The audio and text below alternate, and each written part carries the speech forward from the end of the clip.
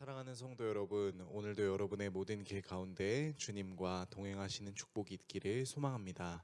오늘 우리가 함께 묵상하실 하나님 말씀은 잠언 16장 16절에서 33절의 말씀입니다. 지혜를 얻는 것이 금을 얻는 것보다 얼마나 나은고 명철을 얻는 것이 은을 얻는 것보다 더욱 나으니라. 악을 떠나는 것은 정직한 사람의 대로이니 자기의 길을 지키는 자는 자기의 영혼을 보전하느니라. 교만은 패망의 선봉이요 거만한 마음은 넘어짐의 앞잡이니라. 겸손한 자와 함께하여 마음을 낮추는 것이 교만한 자와 함께하여 탈취물을 나누는 것보다 나으니라. 삼가 말씀에 주의하는 자는 좋은 것을 얻나니 여호와를 의지하는 자는 복이 있느니라. 마음이 지혜로운 자는 명철하다 일컬음을 받고 입이 선한 자는 남의 학식을 더하게 하느니라. 명철한 자에게는 그 명철이 생명의 샘이 되거니와 미련한 자에게는 그 미련한 것이 징계가 되느니라. 지혜로운 자의 마음은 그의 입을 슬기롭게 하고 또 그의 입술에 지식을 더하느니라.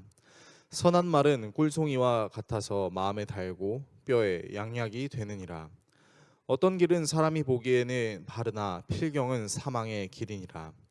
고되게 일하는 자는 식욕으로 말미암아 애쓰나니 이는 그의 입이 자기를 독촉함이니라. 불량한 자는 악을 꾀하나니 그 입술에는 맹렬한 불 같은 것이 있느니라. 패역한 자는 다툼을 일으키고 말쟁이는 친한 벗을 이간하느니라.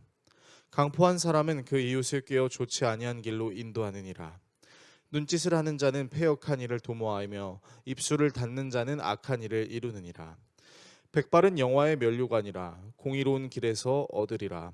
노하기를 더디하는 자는 용사보다 낫고 자기의 마음을 다스리는 자는 성을 빼앗는 자보다 나으니라. 제비는 사람이 뽑으나 모든 일을 작정하기는 여호와께 있느니라. 아멘. 지혜와 분별을 얻는 것이 금과 은을 얻는 것보다 나은 이유는 금과 은은 우리에게 삶의 편리함을 줄지언정 완전한 평안을 줄 수 없기 때문입니다. 물질이 있으면 그만큼 덜 고생해도 되는 편리함은 있지만 사실 이 편리함은 일시적인 것이고 더 좋은 편리함을 추구하고 싶은 욕심을 자아낼 수 있기 때문이죠. 하지만 지혜가 주는 평안함은 어떤 상황에서도 만족할 수 있는 자족을 줍니다. 물론 여기서 지혜는 하나님을 경외하는 것을 의미합니다.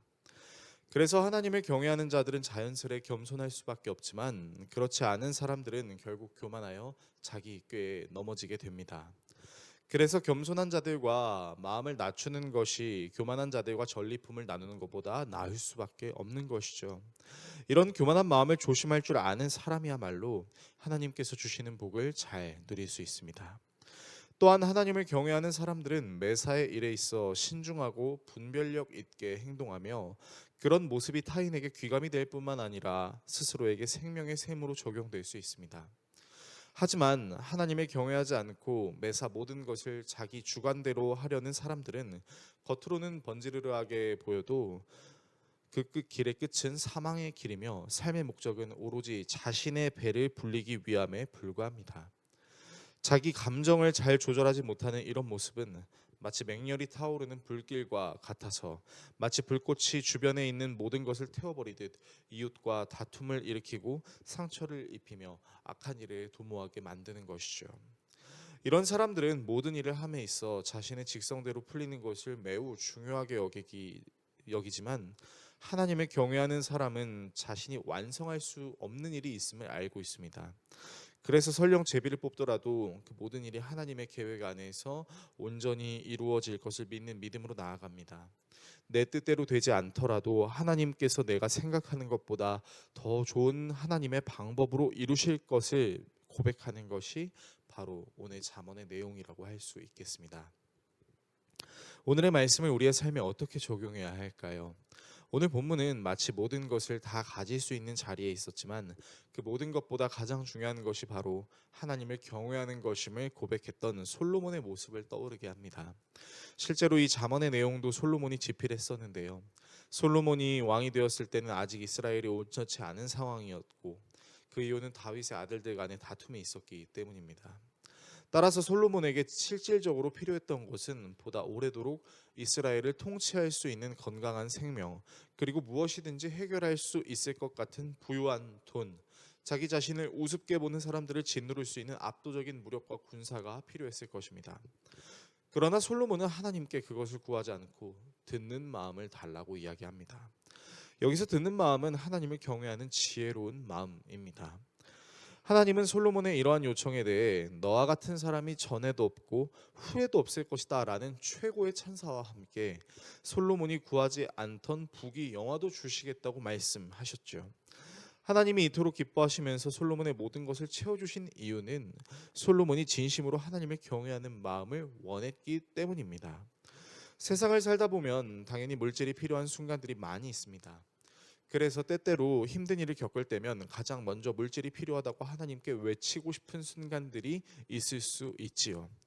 그러나 하나님이 우리에게 주시는 가장 큰 은혜는 물질이 아닌 지혜입니다. 물질이 지혜를 불러오는 것이 아니라 지혜가 물질을 만들 수 있는 능력이 될 수 있고, 하나님을 경외하는 지혜는 단순히 나의 능력에만 적용되는 것이 아니라 내 삶에 피할 길이 없던 나에게 피할 길을 내주시는 하나님의 은혜로도 적용이 될 수 있기 때문입니다. 따라서 우리에게 정말로 필요한 것은 세상을 살아낼 수 있는 돈을 달라고 하나님께 구할 것이 아니라 우리에게 돈을 주실 수 있고 능력을 주실 수 있는 하나님을 구하는 것이라고 할 수 있겠습니다. 이 사실을 기억하심으로 하나님을 경외하는 마음으로 이 땅에서 하나님이 주시는 은혜를 누리는 우리 모두가 될 수 있기를 예수 그리스도의 이름으로 축원합니다. 기도하겠습니다. 우리를 사랑하시는 하나님, 금과 은보다 더 중요한 것은 하나님을 경외하는 마음이라는 것을 오늘 본문을 통하여 우리가 다시 한번 묵상합니다. 주님을 경외하는 마음으로 주님이 주시는 은혜로 살아가는 우리 모두가 되게 하여 주십시오. 예수 그리스도의 이름으로 기도합니다. 아멘.